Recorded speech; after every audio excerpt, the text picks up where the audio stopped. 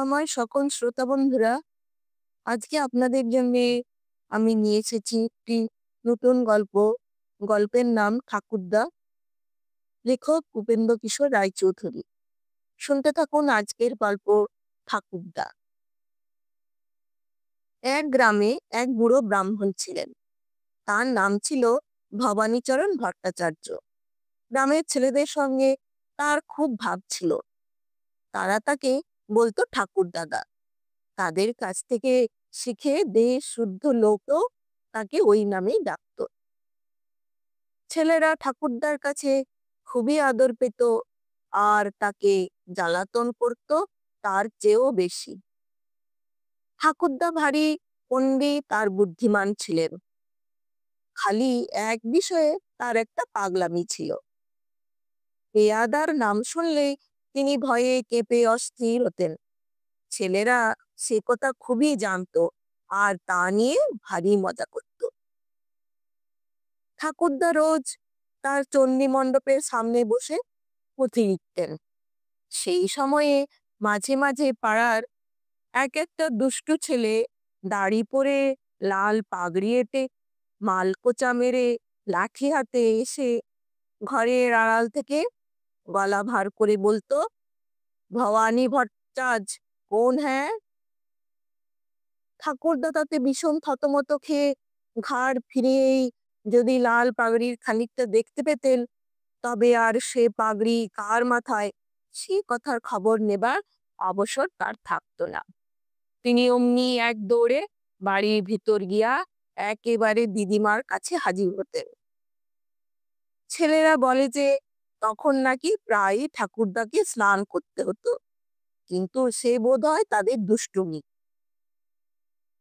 যা হোক, এমন বিষম ভয়ের কাণ্ডটা যে ছেলেদের কাজ, এ কথা মুহূর্তের তরেও ঠাকুরদার মাথায় আসতো না।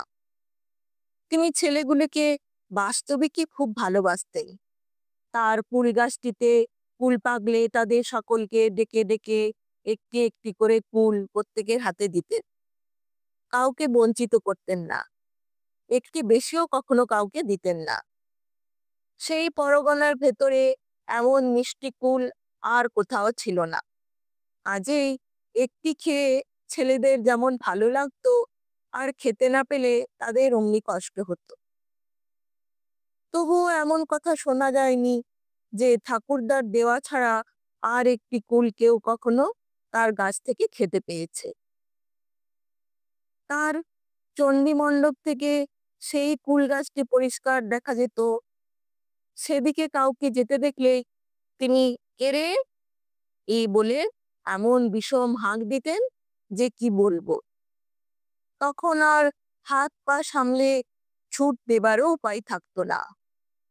2 মাইল দূর থেকে লোকে বলতো, ওই রে, ঠাকুরদা কার কুল আগলাচ্ছেন। খালি একবার ছেলেরা ঠাকুরদার কাছ থেকে 1 পোয়া সন্দেশ আদায় করেছিল।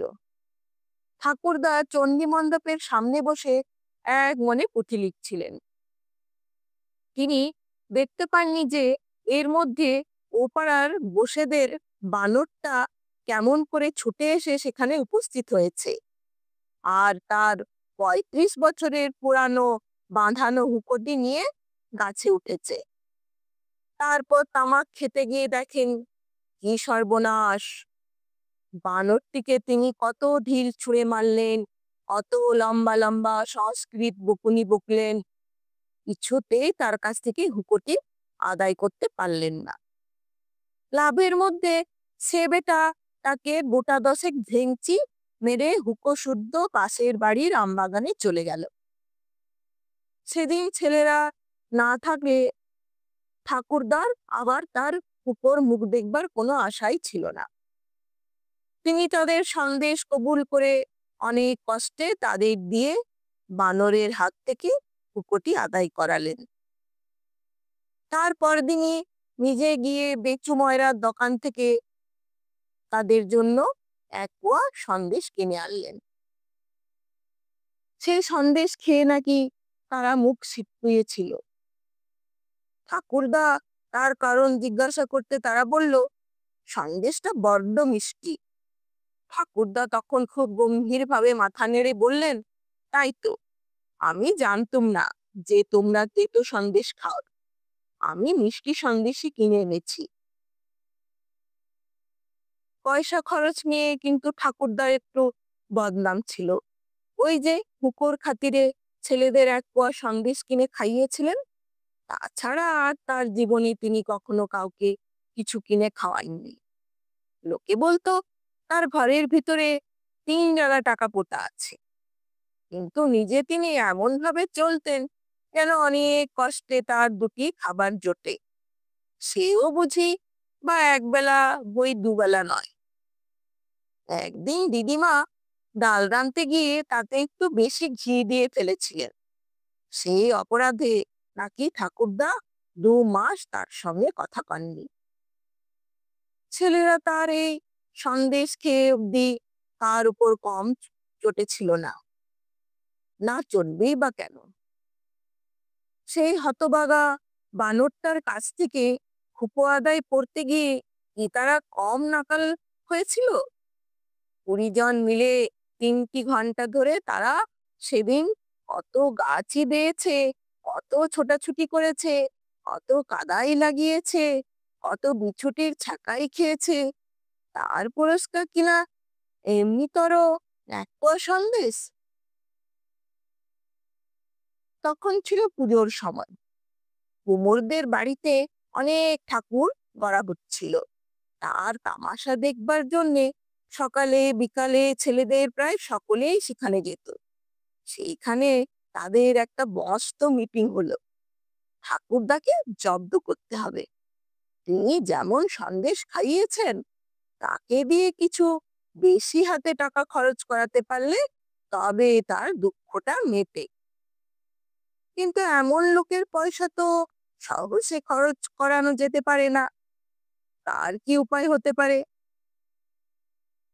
কতজন কত কথা বলতে লাগলো। কেউ বলল, চলো ঠাকুরদার কুল গাছ কেটে ফেলি। কেউ বলল, তার হুঁকো লুকিয়ে রাখি। কিন্তু এই সব কথা কারুর পছন্দ হলো না। এমন কুল গাছটা কাটলে ভারী অন্যায় হবে। হুঁকো লুকিয়ে রাখলেও শেষটা তাকে ফিরিয়ে না দিলে চলবে না।